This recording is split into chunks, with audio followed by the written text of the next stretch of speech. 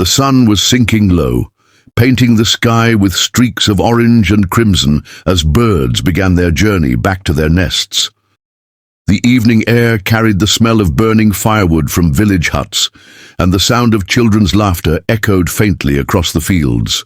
A thin trail of dust rose behind a barefoot boy walking along the dirt path, balancing a bundle of firewood on his back. His name was Arjun, just 15 years old, with skin bronzed by the sun, hair uncombed from a day of work, and eyes that carried both weariness and a stubborn flicker of dreams. Arjun's life was not one of comfort. His father had passed away years ago, leaving his widowed mother to raise him and his younger sister Asha in a small mud hut on the edge of the village. Their roof leaked during the rains, their walls cracked with age, but their home was filled with something priceless: love. Arjun's mother always told him that even in poverty, kindness was a form of wealth. And perhaps that was why, even with little to his name, Arjun was known in his village for helping anyone who needed it. That evening, as he trudged home, his ears caught something unusual.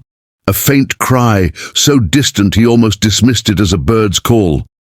But then it came again, sharper this time, filled with panic. His heart skipped.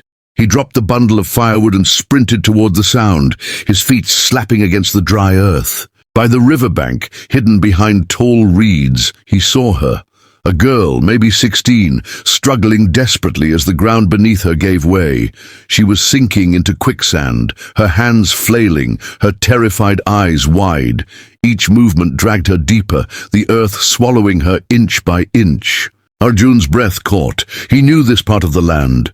The marshy edges near the river were dangerous. Every child in the village was warned never to step there. One wrong step, and the ground would devour you.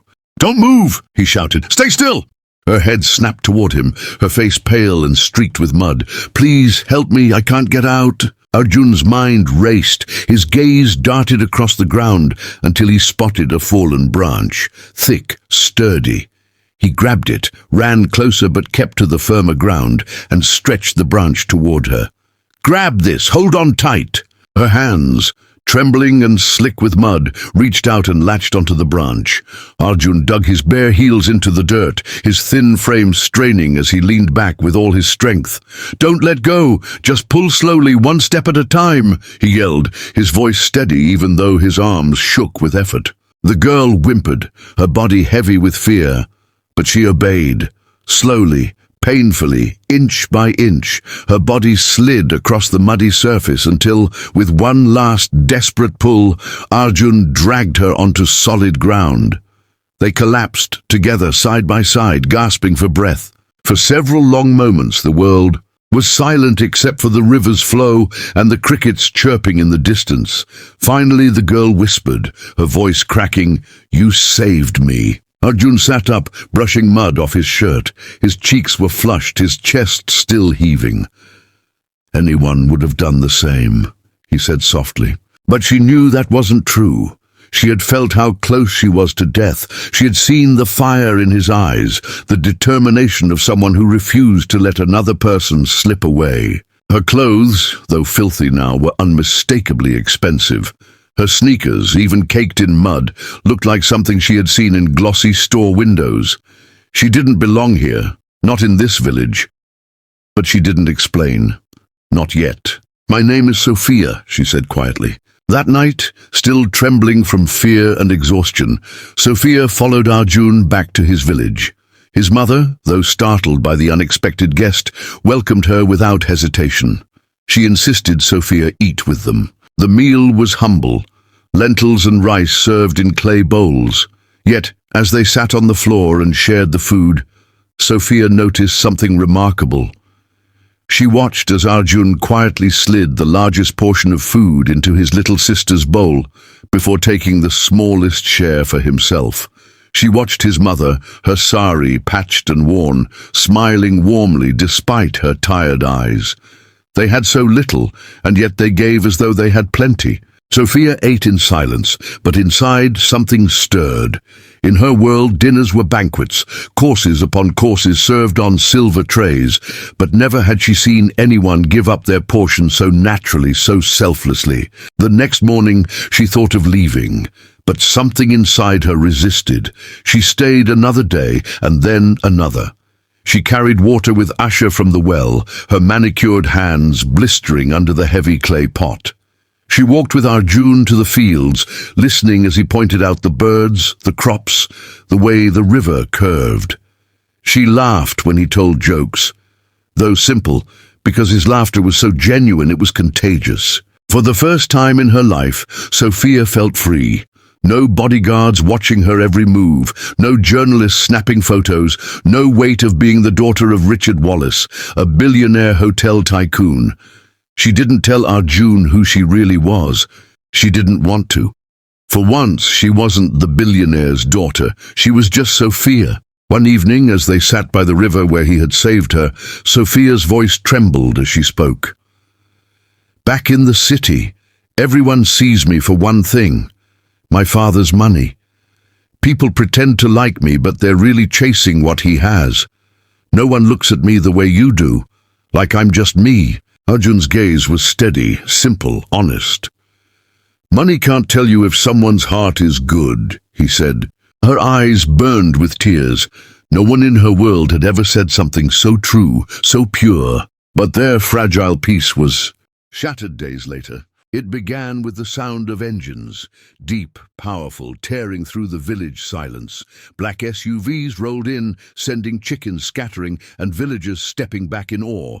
Men in sharp suits spilled out, scanning the area like soldiers. Then came him, Richard Wallace, one of the richest men alive, stepping out with desperation etched into his face. Sophia gasped, running forward. "Papa!" The villagers stared, stunned. Whispers rippled through the crowd. The girl who had been living among them, carrying water, laughing barefoot with Arjun, she was the daughter of the billionaire himself. Richard Wallace clutched her tightly.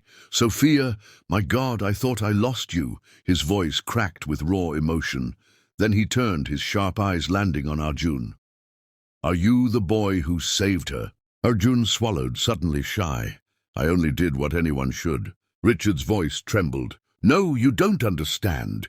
You saved my entire world." Sophia gripped her father's arm, her voice urgent. "Papa, don't just thank him. Look around you. These people, they have nothing, and yet they gave me everything. They shared their food, their kindness, their home. You can change this, Papa, please." Richard's eyes swept across the village. The cracked huts, the barefoot children, the weary mothers. He had built hotels that touched the skies, owned islands, and bought companies. But never had he truly looked at lives like these. And for the first time he saw. He placed a hand on Arjun's shoulder. His voice softened. "You didn't just save my daughter, boy. You saved me from my blindness." Weeks later, Richard Wallace returned, not with empty promises, but with action. Workers arrived to build a school so children like Asher could learn. A clean water well was dug, sparing families from miles of walking. A small clinic rose, bringing medicine to those who had long suffered in silence. When Richard tried to hand Arjun money, the boy shook his head. "I don't want riches," he said. "I only want a chance to learn, to build a future with my own hands." Richard stared at him, humbled, and Sophia, standing beside him, smiled through tears. She knew Arjun's act of bravery had changed not just her life, but her father's, and through him, the lives of the entire village. The villagers would tell the story for years, how a barefoot boy saved a girl from quicksand, never knowing she was the billionaire's only daughter. But the truth ran deeper. Arjun hadn't just pulled Sophia from the mud. He had pulled her from a deeper quicksand, the loneliness of a world where wealth could buy everything except love. Kindness asks nothing about names, status, or fortune. It acts from the heart, and sometimes the poorest hands give the richest gifts. That was Arjun's gift, not just to Sophia, but to everyone who would ever hear his story.